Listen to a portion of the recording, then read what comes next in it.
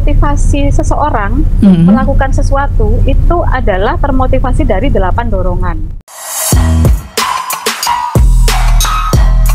Hai semua, apa kabar hari ini? Selamat datang kembali di podcast Pukul 6. Let's spread good energy. Baik teman-teman, belakangan ini kita lihat ya, di berbagai macam media massa itu ada macam-macam berita tentang game. Nah, game sendiri itu saat ini sedang banyak digandrungi oleh anak-anak muda. Apalagi di tengah pandemi COVID-19, ini makin banyak anak-anak muda yang mungkin di sela-sela sekolahnya itu juga main game. Nah, game sendiri itu bahkan sudah diakui sebagai bentuk olahraga yang dikenal dengan istilah e-sport. Sebut saja bahkan di Indonesia ada organisasi yang menaungi game-game ini seperti E-Sport Association, kemudian Federasi E-Sport Indonesia, Pengurus Besar E-Sport Indonesia, dan Asosiasi Olahraga Video Game Indonesia yang kini menaungi para atlet e-sport tersebut. Nah, kegandrungan anak muda ini begitu sayang rasanya jika tidak dimanfaatkan oleh dunia pendidikan. Dalam dunia pendidikan, ini ada istilah akar kata game ini itu begitu dekat dengan istilah gamifikasi. Telah hadir bersama kita Ibu Fitri Marisa, peneliti gamifikasi dalam podcast kita kali ini. Yuk kita ngobrol-ngobrol dengan Bu Fitri dulu. Hai Bu Fitri, apa kabar? Halo Mas Rizky. Iya. Alhamdulillah sehat Mas. Alhamdulillah, kabar kami ya Bu ya, karena kita satu studio ini sehat semua. Ya. Mudah-mudahan Ibu juga sekeluarga dan teman-teman di universitas tempat Ibu mengabdi juga dalam keadaan sehat dan berbahagia. Ibu, Alhamdulillah. Ibu ini saya senang sekali kedatangan Ibu hari ini karena kita akan ngobrolin tentang gamifikasi. Jadi buat teman-teman yang saat ini mendengarkan podcast kita kali ini, Ibu Fitri ini adalah peneliti gamifikasi ya. Sebenarnya ada 3 ya Bu ya subjeknya ya. Ada data mining, data science, dan gamifikasi. Nah, kali ini kita kesempatan untuk dengerin tentang gamifikasi. Nah Bu, maaf nih Bu, jadi kalau untuk gamifikasi ini kan sebenarnya belum banyak orang yang kenal. Bahkan di dunia pendidikan sendiri belum banyak yang memahami konsep gamifikasi. Nah, dari Ibu, bagaimana Ibu menjelaskan mengenai gamifikasi? Silakan Bu. Ya, terima kasih Mas Rizky. Ya. Jadi gini Mas, untuk gamifikasi saat ini kan memang bisa dibilang sebuah disiplin ilmu baru yang sedang booming ya, sekitar 3 tahun terakhir ini. Nah, itu sebenarnya berangkat dari fenomena yang saat ini sebenarnya mulai dari beberapa tahun yang lalu. Game itu mulai sekitar 10 tahun yang lalu ya, itu game adalah sebuah permainan yang berbasis digital yang sangat diminati oleh semua orang dari semua kalangan. Nah, kemudian berkembanglah game ini menjadi satu disiplin ilmu baru yang namanya gamifikasi. Nah, sebenarnya kenapa hadir gamifikasi ini karena ingin memanfaatkan euforia orang-orang yang menyukai game ini. Jadi karena game ini sebuah hal yang menarik, maka pasti ada yang membuat seseorang itu tertarik untuk memainkan. Maka diteliti lagi, oh ternyata komponen-komponen game inilah yang mengkonstruk sehingga orang itu tertarik atau bisa juga dibilang edik ya, ketagihan terhadap game ini. Nah, ketertarikan dari user atau player menggunakan game inilah yang mana terhubung dengan komponen game itu. Nah, komponen game itu diadaptasi ke dalam sistem yang bukan game atau sistem jadi gamifikasi. Jadi kalau misalnya diistilahkan, kadang ada orang yang masih salah kaprah ya, karena ya maklum karena masih baru ya gamifikasi ini. Jadi kecenderungan secara awam orang itu menganggap gamifikasi itu adalah game, padahal sebenarnya gamifikasi itu bukanlah game. Gamifikasi itu adalah menggunakan komponen game untuk menyelesaikan masalah non game yang tujuannya itu untuk menarik minat dan menarik retensi sehingga termotivasi untuk mengerjakannya. Jadi cara kendalanya seperti itu Mas. Jadi mudahnya itu semacam menyerap apa yang terjadi di game itu diaplikasikan ke bidang non game gitu ya Bu ya. Betul, betul. Oke, ya itu sebetulnya masih baru ya. Itu 3 tahun gamifikasi 3 tahun itu. terakhir. Jadi masih memang belum banyak yang memahami itu. Nah, Iya, iya. sekarang nih pertanyaan yang lebih menarik adalah ketika belum banyak yang memahami, kenapa sekarang Ibu yang tertarik untuk mendalami konsep gamifikasi ini, Bu? Gamifikasi. Ya. Oke, terima kasih. Oke. Jadi gini, awalnya saya itu kan memang fokusnya di data mining, mining, data science. Nah, di dalam data mining, data science itu kan kita pasti bersinggungan dengan sistem ya, kemudian permasalahan yang dihadapi oleh sistem-sistem ini, salah satunya ini adalah bagaimana user itu bisa mengaplikasikan atau mengimplementasikan atau mengoperasikan ya, lebih tepatnya mengoperasikan sistem itu sehingga dia itu tidak berat gitu ya, karena selama ini yang dihadapi developer kalau sudah membangun sistem, kemudian pada saat implementasi maka user itu akan ada keengganan untuk menggunakannya, itu yang pertama.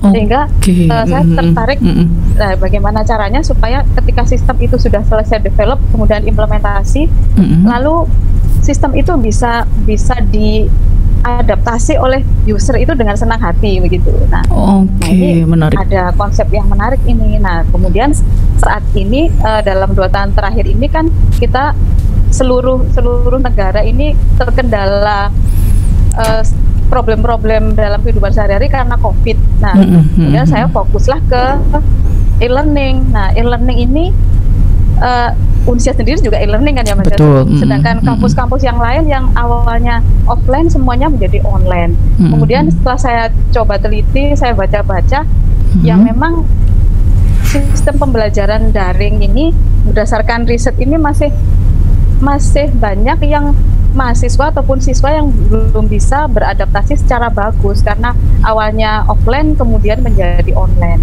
Nah, akhirnya kan siswa maupun mahasiswa menjadi tidak terlalu tertarik dengan pembelajaran. Nah, maka saya berpikir, dengan gamifikasi ini menjadi salah satu peluang, salah satu solusi untuk bisa membuat mereka tertarik. Nah, misalnya katakanlah komponen gamifikasi, kita mengadopsi point reward atau mungkin kita mengadopsi avatar. Nah, kalau misalnya di dalam proses pembelajaran, di dalam e-learning itu ada semacam personalisasi untuk mahasiswa, katakanlah mahasiswa itu kita analogikan dia sebagai player, dan dia ada personalisasi sendiri, dia bisa dengan pencapaiannya maka dia akan mendapatkan poin, mendapatkan reward, kemudian mereka juga akan mendapatkan avatar yang sesuai dengan keinginan mereka, itu akan jadi menarik buat mereka. Dari beberapa penelitian ini sudah beberapa atau banyak ya, sudah banyak yang membuktikan bahwa gamifikasi ini bagus untuk diterapkan untuk e-learning. Baik. Nah, ini berarti gini ya, berarti kalau dari paparan Ibu barusan sebetulnya game itu sendiri bisa tanda kutip kita manfaatkan untuk dunia pendidikan. Nah, tadi riset yang Ibu baca sebagian besar mengatakan bahwa ini untuk e-learning. E-learning berarti hanya yang berbasis daring. Nah, memang apakah hanya e-learning saja atau memang itu bisa mendukung untuk yang non e-learning, Bu? Memang kalau di Unsia itu kan kita e-learning full. Nah, tapi mungkin kita bisa gali lebih dalam nih. Kalau yang untuk non e-learning tuh bisa nggak atau memungkinkan nggak menggunakan proses gamifikasi tersebut? Oke. Ini non e-learning artinya masih dalam skup pendidikan atau masih dalam pendidikan? Masih dalam pendidikan. Ya, jadi gini, konsep gamifikasi itu memang konsep dari ilmu komputer.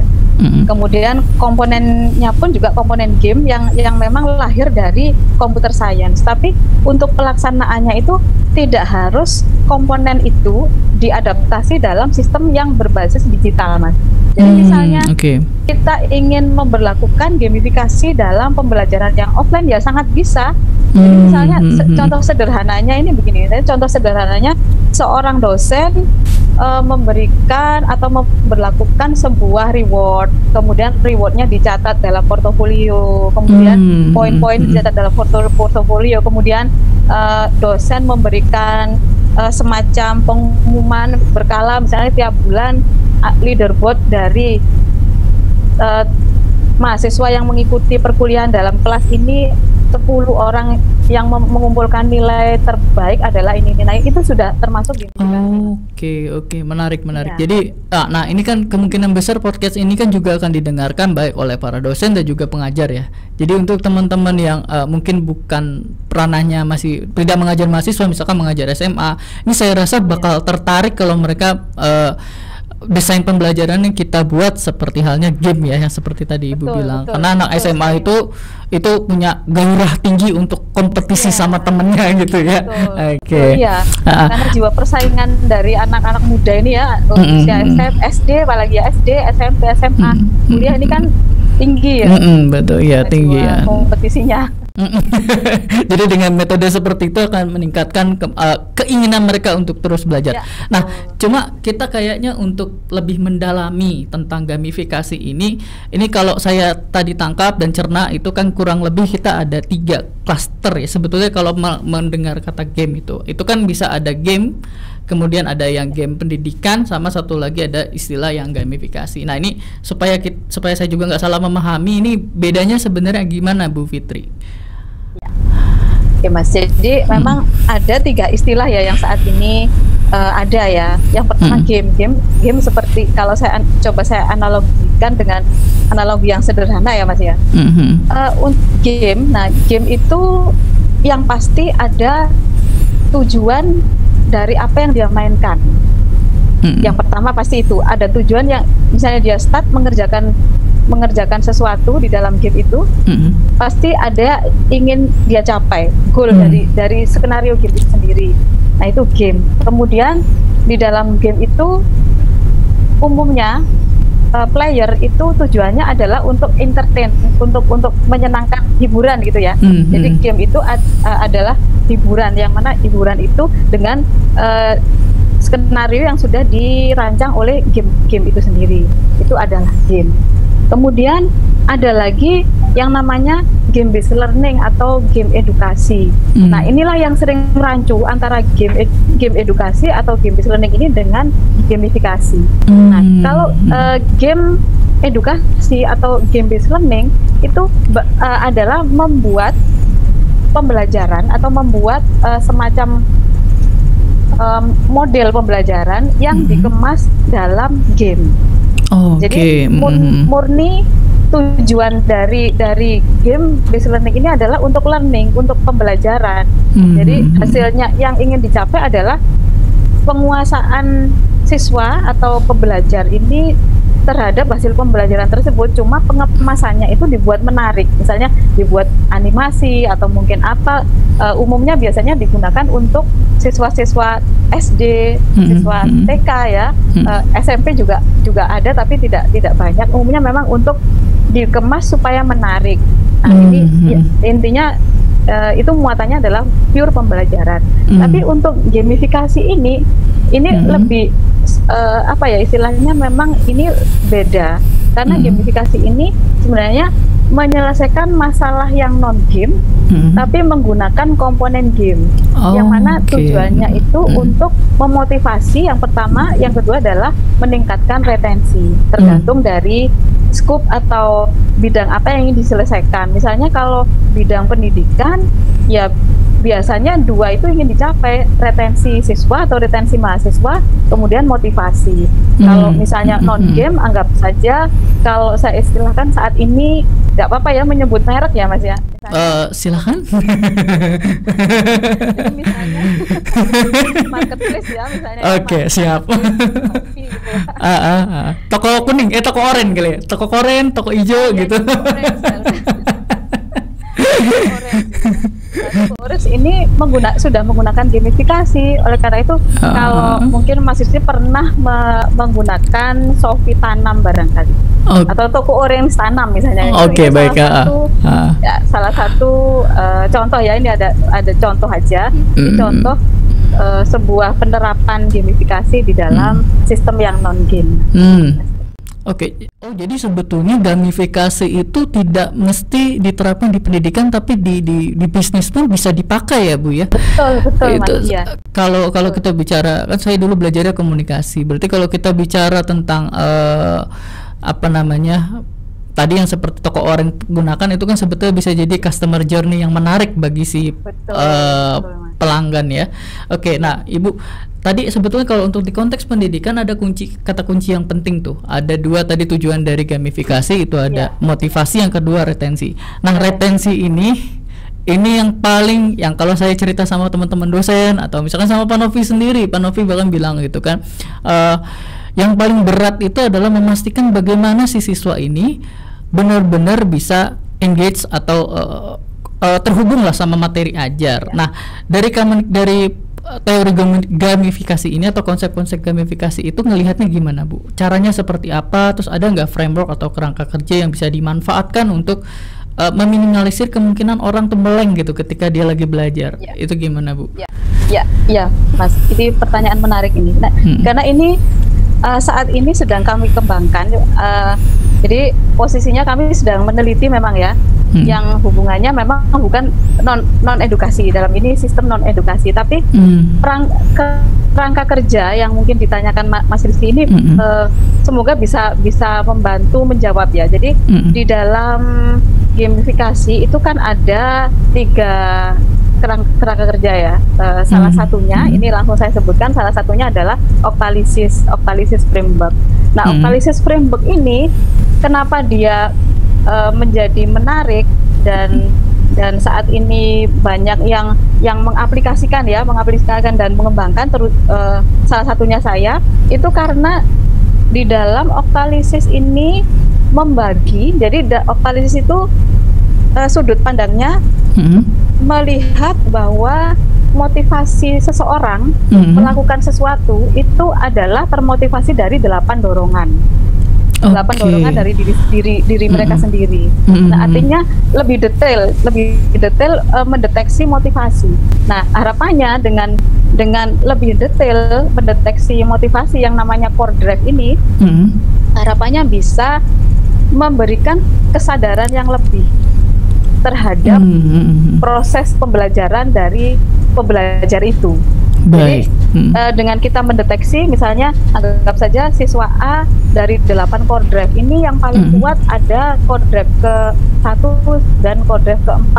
Nah, berarti gimana caranya siswa ini kita berikan penguatan atau mungkin kita dekati, kita dekati yang mana bisa memacu core drive-nya dia, sehingga dia bisa dengan senang hati atau dengan tidak berat melakukan proses pembelajaran itu, maka dengan sendirinya motivasi itu akan terbentuk begitu.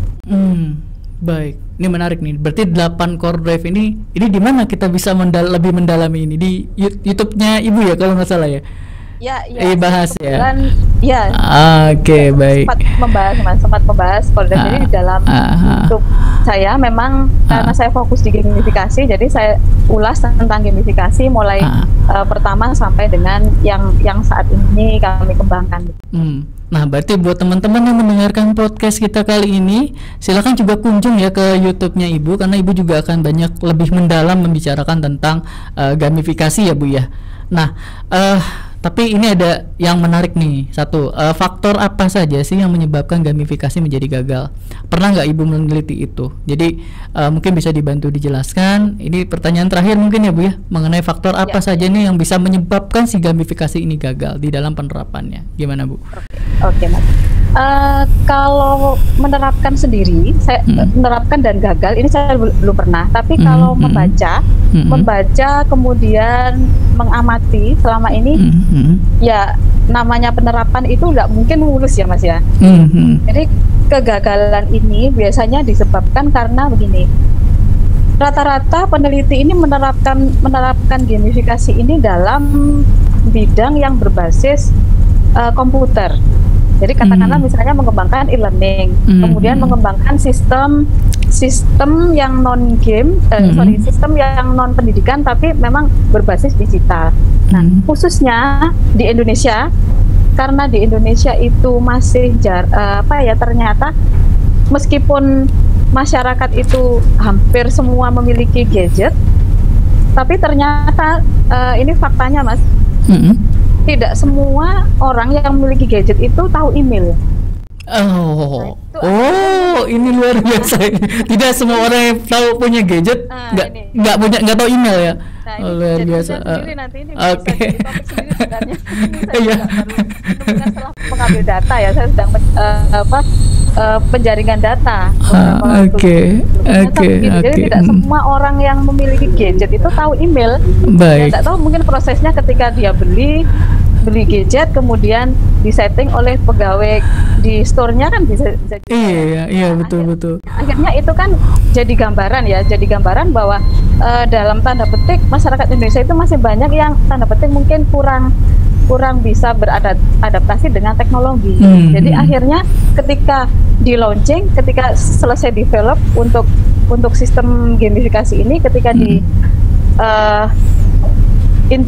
implementasikan ke lapangan, ternyata bisa dibilang kurang sesuai yang diharapkan. Jadi harapannya misalnya responden ada 100 responden, mungkin hanya ada 50 responden. Nah itu juga itulah karena baik. Kendala-kendala itu. Kalau ini saat ini saya tahunya di Indonesia, kalau di luar negeri saya tidak bisa memberikan referensi secara detail karena saya juga masih meneliti ini, Mas. Tapi insight-nya menarik loh, Bu.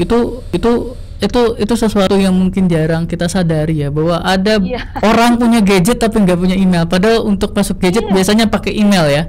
Menarik. Itu mungkin jadi penelitian sendiri. Mungkin teman-teman dosen atau pengajar yang juga mendengarkan podcast kita, itu bisa jadi topik penelitian sendiri ya. Nah itu mungkin bisa bekerja sama Ibu Fitri juga nanti.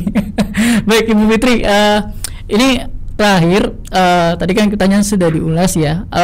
Ada nggak pesan yang mau Ibu sampaikan kepada rekan-rekan pengajar dan juga rekan-rekan dosen, pengajar berarti guru ya misalnya, atau dosen yang mau Ibu sampaikan? Silakan Bu. Oke, terima kasih. Untuk rekan-rekan pendidik pada umumnya, Bapak Ibu guru maupun Bapak Ibu dosen, kalau dari yang kami teliti selama ini tentang gamifikasi dan melihat dari kondisi saat ini masih pandemik dan kita mau tidak mau memang masih melakukan pembelajaran daring, saya kira gamifikasi ini menjadi salah satu terobosan yang barangkali bisa Bapak Ibu dalami dan eksperimenkan. Jadi dengan gamifikasi ini, dengan Bapak Ibu menguasai secara general saja konsep gamifikasi dan menguasai salah satu komponennya saja, itu barangkali bisa menjadi satu terobosan atau satu ide untuk merancang pembelajaran agar siswa kita atau mahasiswa kita jadi lebih termotivasi. Kemudian kalau mereka termotivasi, pastinya peningkatan penguasaan materi yang kita ajarkan itu akan lebih meningkat. Itu mungkin pesan saya, Mas. Baik, terima kasih banyak Ibu. Ini diskusi yang menarik, cuma sayangnya kita terbatasi oleh waktu ya. Jadi untuk teman-teman pendengar, untuk rekan-rekan pendengar yang ingin mendalami gamifikasi, mungkin juga bisa langsung kunjung di channel YouTube-nya Ibu Fitri. Channelnya apa namanya, Bu? Namanya Fitri Marisa Channel. Oke, Ibu Fitri Marisa Channel, teman-teman bisa kunjung dan bisa subscribe ya, karena biasanya Ibu akan bagikan ilmu di situ ya. Nah, kalau kami di Unsia ini boleh subscribe di Unsia TV Online atau Instagramnya apa? Oh, di Unsia TV @unsia_tv. Nah, kalau kami ini kan wadah untuk memberikan kesempatan bagi para peneliti juga. Ini terima kasih banget Ibu sudah mau berbagi. Jadi mudah-mudahan juga yang para pendengar yang ingin mendalami lebih lanjut bisa kunjung ke channel YouTube-nya Ibu Fitri, atau yang ingin mendengarkan lebih banyak hal-hal seperti ini, topik-topik yang menarik, bisa subscribe di channel YouTube-nya Unsia TV gitu. Baik Ibu Fitri, sekali lagi saya ucapkan terima kasih banyak. Sama-sama. Iya, sehat selalu ya Ibu. Assalamualaikum. Sama-sama, sehat selalu Mas Uci. Waalaikumsalam warahmatullahi. Baik.